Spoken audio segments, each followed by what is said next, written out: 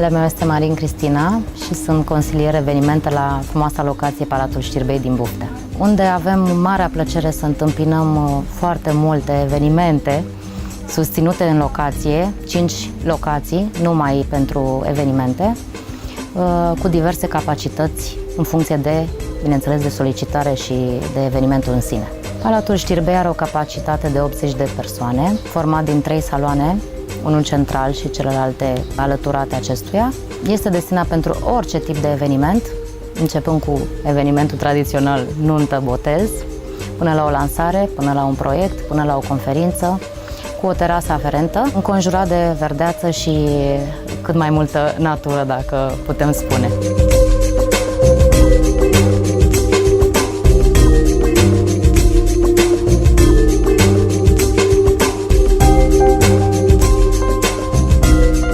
Regina Maria este locația cu cea mai mare capacitate, începând cu 200 de persoane până la 400-500 de persoane.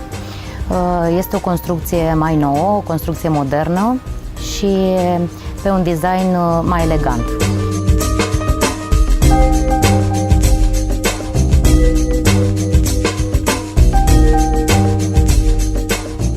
Și pavilionul Prințesa Nadeja pentru 150-300 de persoane, destinat pentru orice tip de eveniment.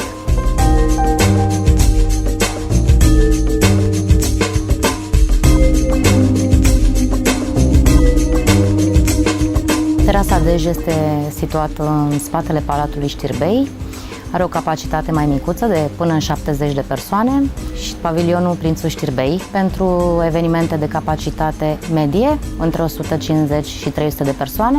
În incinta domeniului Știrbei putem veni începând cu o plimbare și cu o relaxare, bineînțeles, uitând de viața de cotidian. Aici avem obiective Capela Sfânta Treime, avem turnul de apă, avem lacul interior, un lac extraordinar de frumos, într-adevăr micuț, dar cu un decor și cu un peisaj extraordinar.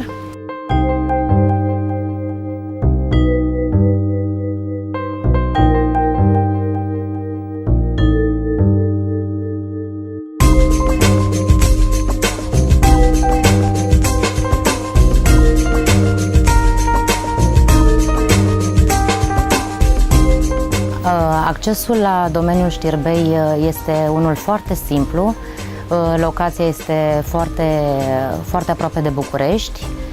Avem o parcare bine păzită și foarte bine împărțită pentru a susține toate cele 5 locații, unde de aici intervenim noi, cei consilierii de evenimente, unde îi sfătuim, unde îi prezentăm tot ce înseamnă domeniul Știrbei, facem o plimbare, stăm la discuții, bem cea mai bună cafea și de ce nu facem un contract și mergem mai departe.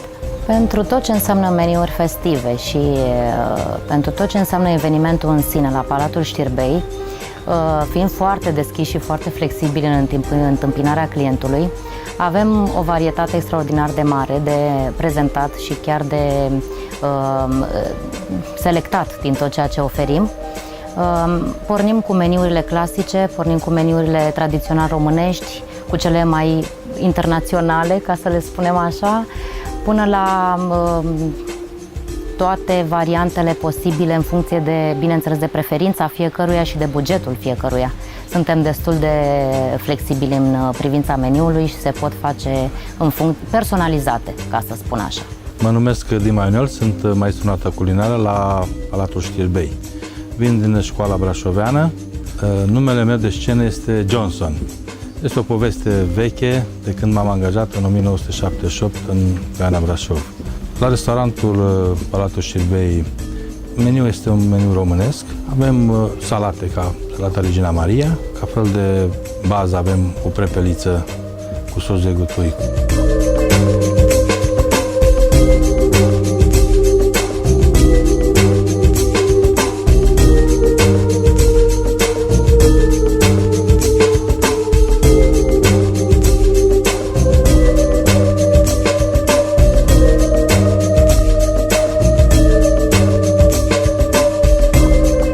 Iar desert avem o tășcuță, un fel de ungurița cu 2 bani, cu un sos de frișcă și scorțișoară.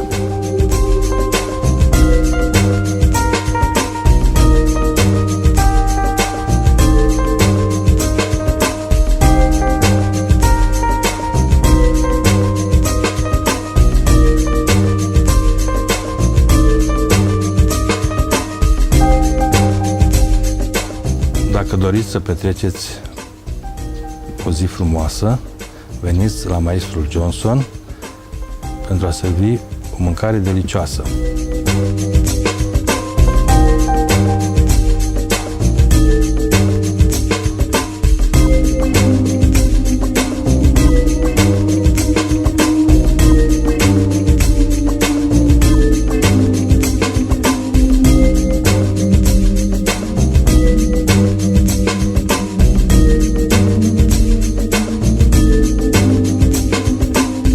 Încă ne aflăm la Palatul Știrbei și pentru toți cei care sunt curioși să ne calce pragul și pentru toți cei care își doresc să-și desfășoare un eveniment unic în viața lor, în această atmosferă de vis, îi așteptăm cu drag. Porțile noastre sunt larg deschise și indiferent prin ce sursă și prin ce informații ajung la noi, cu siguranță vor rămâne și vor face un eveniment de poveste.